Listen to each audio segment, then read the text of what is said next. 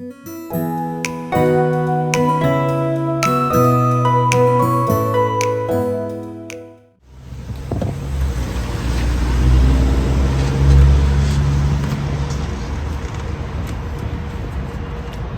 this time, I'm going to tell you a story. I hope it's not too long. We, the members of Easton's George Taylor chapter of the Daughters of the American Revolution, are here today to dedicate the bronze tablet on the front of this building. I would like to tell you some of the building's history and also what we believe to be true regarding two remarkable men who lived here. William Parsons began building this historic structure, the first stone home in Easton, in 1753. He was born in England, learned to make shoes, and sailed to Philadelphia in 1719. While working as a shoemaker, he educated himself by studying in the evenings. In 1727, Benjamin Franklin invited Parsons to become a member of the Junto, a private club, also known as the Leather Apron Club. The 12 members, which Franklin chose, debated important matters of the day. The group continued for 38 years. Their efforts led to the creation of Library Company of Philadelphia and the University of Pennsylvania. Parsons was named Surveyor General of the Pennsylvania province in 1741. He is also known as the Father of Easton. Work on this residence was completed in 1757. The same year Parsons died after living here only a short time. His widow sold the property to investors who leased it to create income. George Taylor, an American patriot and signer of the Declaration of Independence, rented this property in 1780. Taylor was born to English parents somewhere in Ireland sometime in 1716. He emigrated to Philadelphia in 1736 as an indentured servant for Samuel Nutt. Nutt was an ironmaster at Coventry Forge in what is now Pottstown. In 1737, Nutt passed away. He left the forge to his wife Anna and his stepson Samuel Savage Jr. from Anna's prior marriage. Anna Nutt is recognized as the first female industrialist in the colonies. She built Warwick Furnace in Warwick, PA, about 10 miles southwest of Pottstown. Taylor's abilities with arithmetic enabled him to be promoted to clerk from his position as a filler. He was certainly more comfortable keeping the company's accounts than shoveling coal into the blast furnace. In 1741, Samuel Savage Jr. died. The following year, Taylor married Savage's widow, Anne. He took over the management of Warwick Furnace.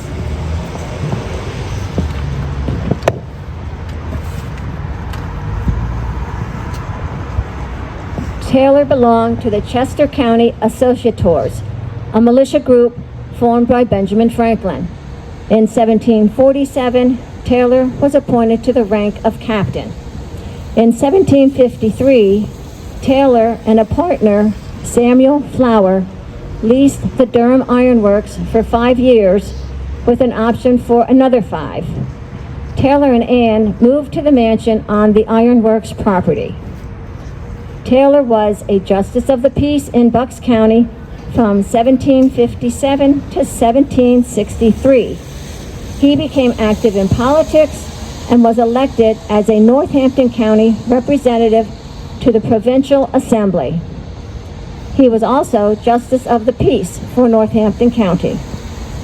George and Ann prospered as they effectively managed their business pursuits. In 1767, he purchased 331 acres in Beery's Port, which is now Catasauqua. He built a stone mansion there It's still standing and being well taken care of, and died shortly after construction was completed.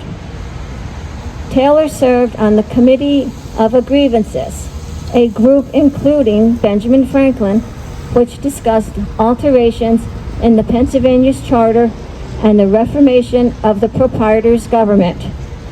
In 1774, Taylor returned to lease the Durham Iron Works a second time.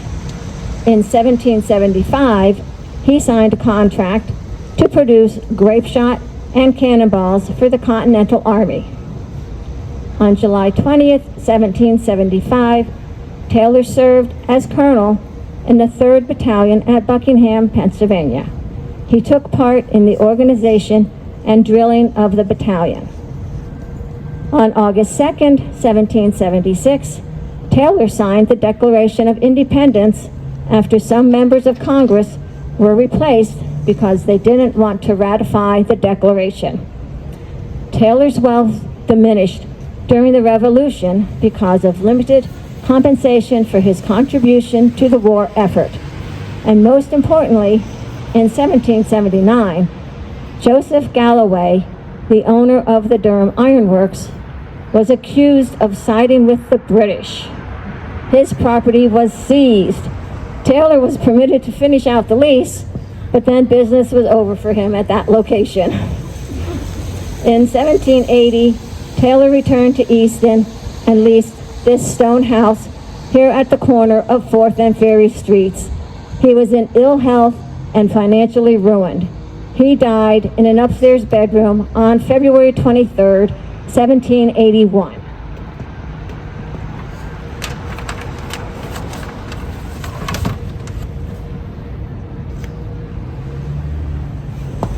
On March 6, 1895, the George Taylor chapter of the Daughters of the American Revolution organized in Easton.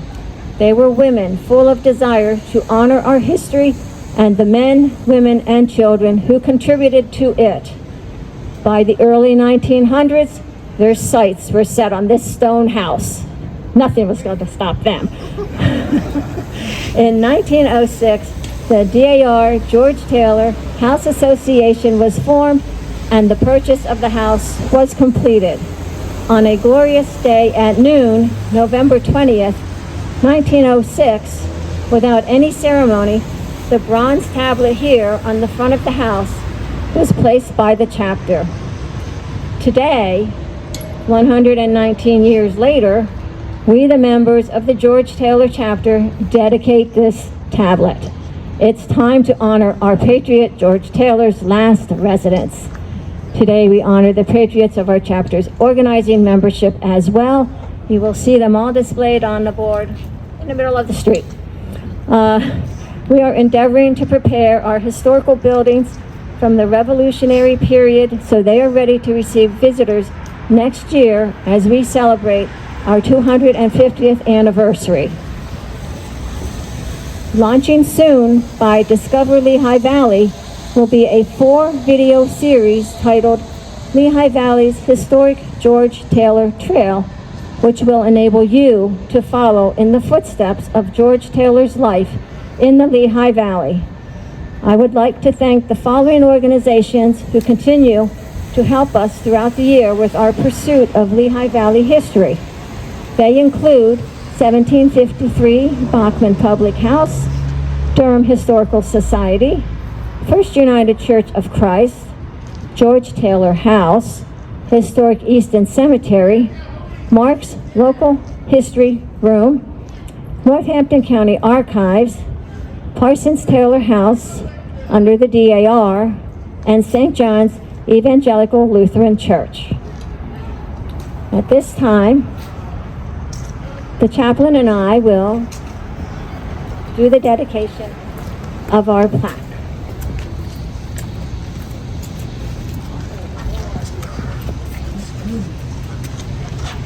To all who pause in this place, may this tablet make effective the voice of the memorial. May it remind them of the nobility of life well lived and quicken their response of acknowledgement of the ever-continuing call to unselfish service.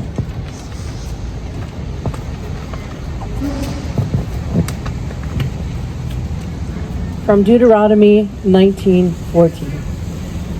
Thou shalt not remove thy neighbor's landmark, which they of old time have set in thine inheritance, which thou shalt inherit in the land that the Lord thy God giveth thee to possess it. We give thee thanks, Almighty and everlasting God, for the records of the past which give inspiration and courage to our generation. We thank thee for the lessons silently taught by memorials to events of distant years and to deeds of long ago.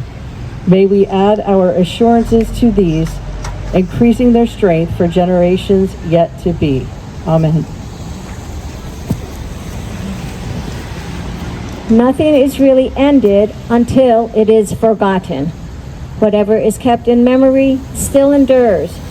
Therefore, we, the members of the George Taylor Chapter, Daughters of the American Revolution, dedicate this tablet in grateful recognition of the significance of this site.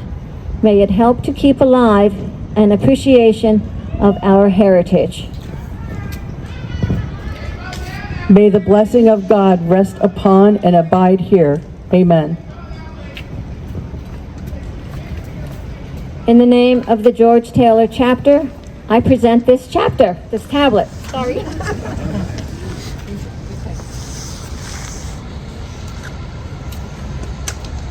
Or not. The stick is on the ground.